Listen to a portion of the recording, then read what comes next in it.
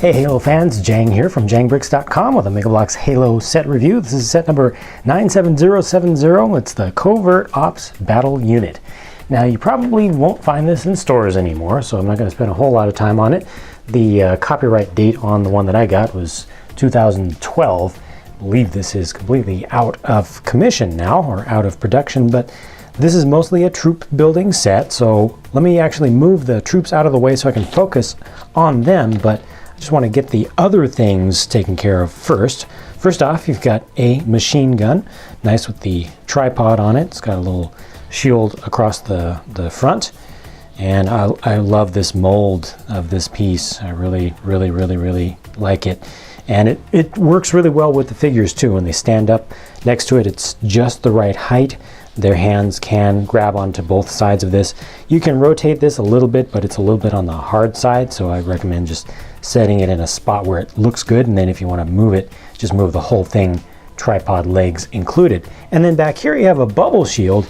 I believe this was an exclusive color for the bubble shield with the transparent black, just kind of a tinted color. I actually like the light blue ones better personally, but this is nice to have something different. I love the bubble shield assemblies in general. If you haven't seen these before, all this right here, you can kind of see the outline up to here. You see that harder line going around there? That's one piece, and then that gets repeated again and again and again and again around the circumference.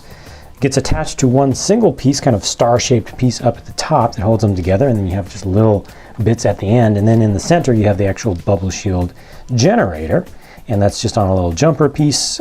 Previous ones that I've gotten from newer sets, I believe was it Spectre Ambush, or was it the one with the Revenant? I think it's the one with the Revenant. Had these just falling off pretty easily, falling off from that little jumper piece, but this one doesn't. So I don't know if that's a difference in the mold or just the batch that I got, but I like these things. I just prefer the light blue ones. All right, the figures. These are what it's all about. And you start on the left. Well, first off, the main color that's used throughout these, they all have the same base color. It's kind of a bluish, almost an indigo, slightly. It has a little bit of red in it, with a metallic gray, kind of with just a little bit of tint added to it. Used consistently across all of these. On the left, you've got a Spartan 2, and just kind of the default Spartan 2 armor. And he's got this really nice little UNSC logo on there, printed in red, and that's very nice. It's a printed piece, it's not hand painted, so it comes out nice and crisp and consistent.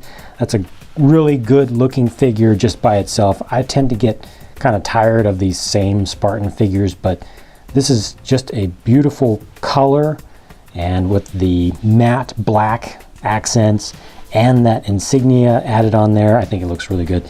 You have the old Reach era version of the assault rifle here, and take a look at him from the back. You can just see where the paint is applied. Not a whole lot of it, but works out really well. I enjoy that look. This guy has a loose backpack on him because there was a little bit of a mold error with this one, as is unfortunately just a little bit too common. But turning this around to the other side, you see you've got Marines, two Marines here in the center, the two different major molds of heads, one with the face shield and one without. Both look pretty good. They have the same torso, same legs and everything. This one doesn't have any weapon on because I just chose for him to be the one to operate the gun turret, but you can obviously switch weapons around as you wish. This guy here has a shotgun in just a plain black color.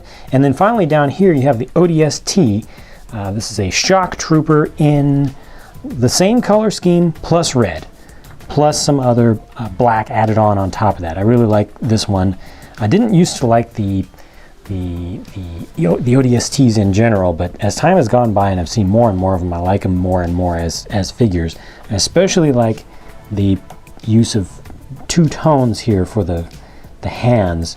It's like a half glove with a fingerless glove, and that just makes him look like he's human underneath there. You know, he has flesh, but he's partly covered even on the hands, so the hands don't just stand out really bright with that flesh color that sometimes really doesn't go well with dark color schemes. Looking at these guys from behind, Let me just take off the backpack from the ODST there so you can see what that looks like. It's just a little bit of plastic, flashing left over there, but that's that, and that's the look at the figures.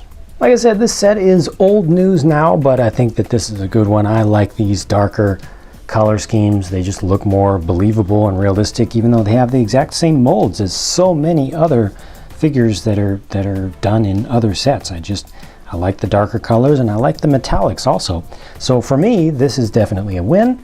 And if you're still interested in this, you can still find these at some online stores, probably even at some brick and mortar stores.